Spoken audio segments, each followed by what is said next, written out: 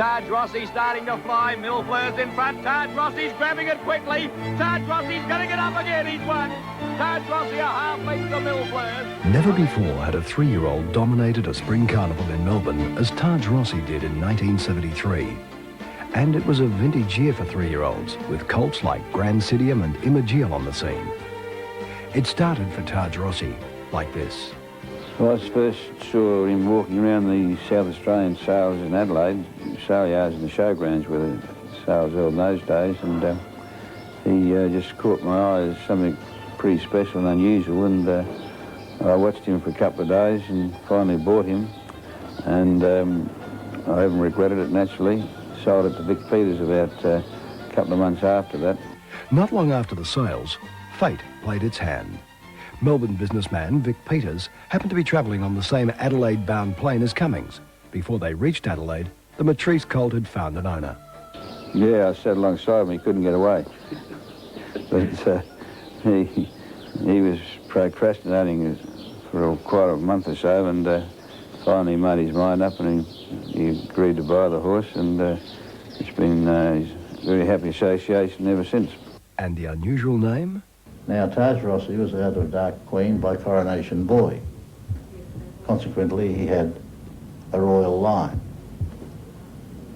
And Taj in Arabic means crown, and Rossi means my head. So it's the mother who's called him Taj Rossi, crown of my head. After 3 promising runs in Adelaide, Taj Rossi arrived in Melbourne. I felt right from the outset that when I first was to ride him track work, when he arrived over from Adelaide, that I thought then that, hello, Bart's come up with another one. Taj Rossi's 2 wins near the end of his 2-year-old year certainly didn't indicate the heights he was destined to scale in the spring. But Taj Rossi will beat them all if he gets through. Taj Rossi goes for the rail split, draws level, it's 4 in line. Taj Rossi and now New Gleam on the outside from Sincere Pride, but Taj Rossi in front, and he's going to be much too good. Taj Rossi wins by 2 lengths to New Gleam, a neck away. He then shouldered a hefty 61 kilograms to victory at Moonee Valley before stepping up to a mile at the same track a week later. Taj Rossi was a horse that during the running of the race, once you started to get into the heat of the moment at about the 600-metre mark, you could feel him strengthen up. And he just gave you that, you'd ooze confidence when you're riding him. You'd look at the horses around you and say, well, I've already got you guys beat. On the home turn, Purple Patch by 2 lengths to Taj Rossi, who's under pressure. Higgins has gone for the whip into the straight. Purple Patch by 2 lengths to Taj Rossi, who's coming at it quickly. Purple Patch is tackled by Taj Rossi on the outside. Taj Rossi got a turn in front, starting to draw away, and Taj Rossi for the money has 2 good, has won by 3/4 of a length to Purple Patch. But even the mighty can sometimes fall. In the Guineas, it wasn't Taj Rossi's day. Taj Rossi was a horse that suffered from claustrophobia, and once he was caged up in the starting gates, if there was any movement or any noise around him, he had one thing in mind, and he just wanted out. He would go forward, he'd go back.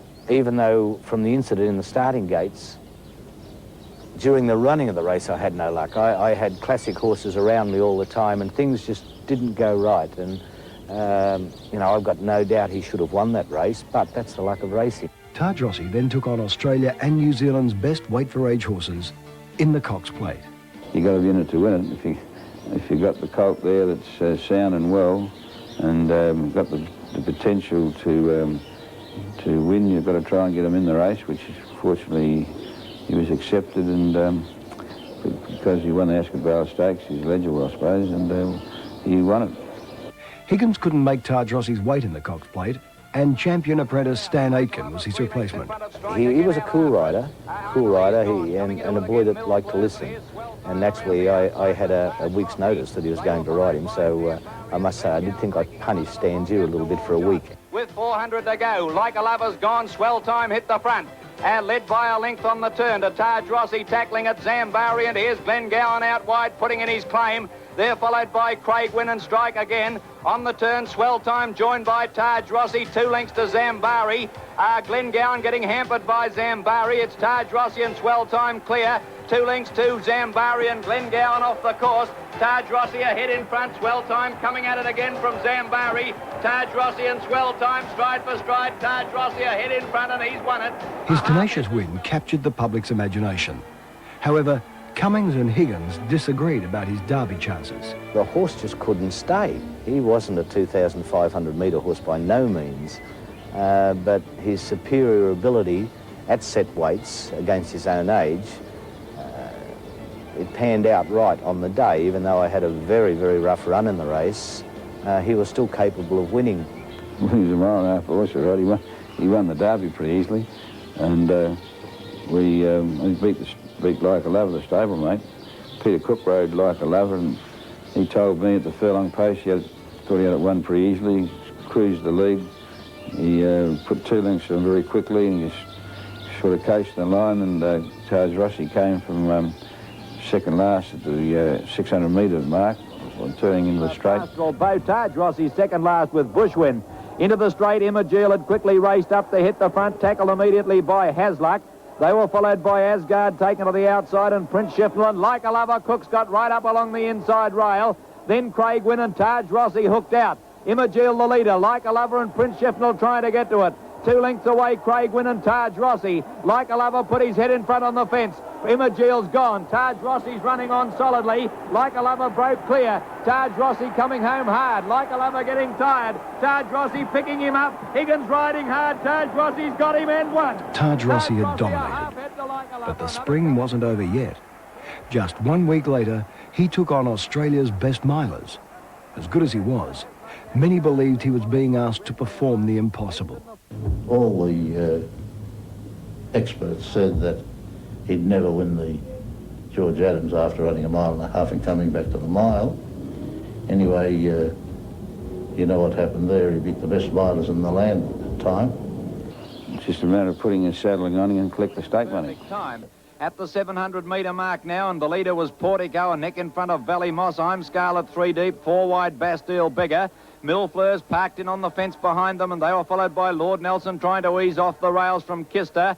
Zambari out wide, Lord Nelson in trouble getting a run. All shot still second last, Taj Rossi fourth last. At the 300 and Valley Moss about to be tackled with Portico by Millfleurs, who grabbed them quickly.